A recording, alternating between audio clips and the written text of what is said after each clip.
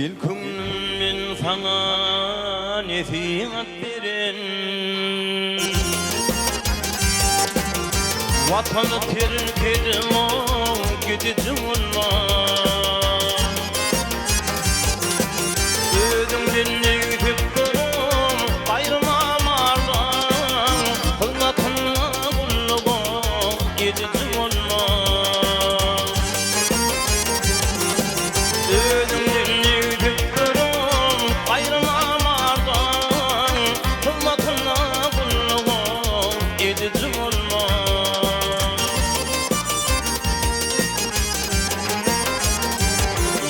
Yalçınlardan hiç çıkmaz yamanlar, attı yaman doldu çıkmaz yaşına. Aklına tartadırım yürük çamanla, yürük çamanla katıcımınla.